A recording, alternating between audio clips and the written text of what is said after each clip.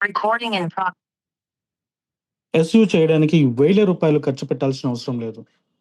ఫ్రీలోనే professional SEO చేస్తే tools ఉన్నాయి. అవేంటో ఇప్పుడు చూద్దాం.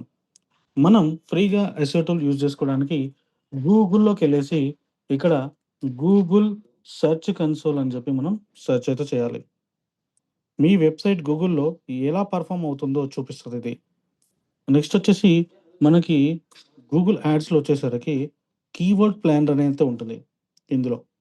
సో, ఇక్కడ మనం సైన్ ఇన్ చేసుకున్న తర్వాత ఇందులో మనకి ఒక అకౌంట్ అయితే చూజ్ చేసుకోమని ఉంటుంది. సో, నేను ఆ అకౌంట్‌లోకైతే నేను ప్రెజెంట్ అయితే వెళ్తున్నా. అండ్ ఇక్కడ లెఫ్ట్ సైడ్‌లో మనకి టూల్స్ అని ఉంటది. టూల్స్ పైకెళ్తే మనకి ప్లానింగ్ అండ్ ఇక్కడ మనకి కీవర్డ్ ప్లానర్ అయితే ఉంటది. సో, ఇక్కడ డిస్కవర్ న్యూ కీవర్డ్స్ అని ఉంది కదా! సో, దీనిపైన క్లిక్ చేసి కీవర్డ్ ప్లానర్ అయితే మనం యూజ్ చేసుకోవచ్చు. నెక్స్ట్ వచ్చేసి మనకి గూగుల్‌లోకెళ్ళేసి ఇక్కడ గూగుల్ ఇక్కడొచ్చేసి గూగుల్ ట్రెండ్స్ అని సెర్చ్ చేయండి. గూగుల్ ట్రెండ్స్ ఏం చేస్తదంటే, సో, మన వెబ్‌సైట్ రాసే ఆర్టికల్స్ ఏవైతే ఉన్నాయో, దానికోసం కీవర్డ్ సెర్చ్ చేస్తాం గదా!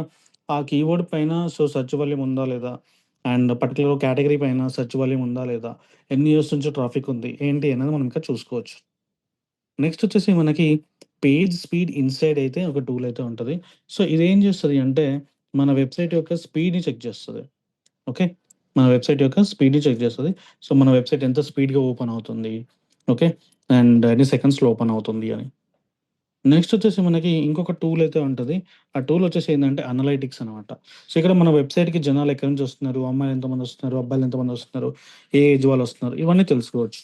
అంతే కాకుండా మనకి ఫ్రీగా ఇంకొక టూల్ కూడా ఉంటది. ఏహెచ్ఆర్‌ఈఎఫ్ అని చెప్పేసి ఇది మనకి ఇక్కడ మనం కీవర్డ్స్ ఏవైతే ఉన్నాయో, సో, దీనికి సంబంధించిన టూల్ అనమాట. అంటే చాలా పవర్‌ఫుల్ టూల్ ఇది. బట్ ఫ్రీగా కొంతవరకు అయితే మనం రీసెర్చ్ చేసుకోవచ్చు.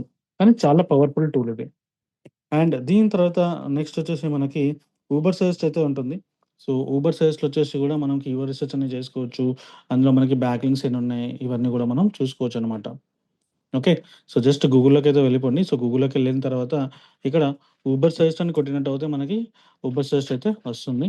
సో, ఈ ఊబర్ సజెస్ట్‌ని మనం లాగిన్ అయిపోయి సో, ఇక్కడ కూడా మనం యూజ్ చేసుకోవచ్చు.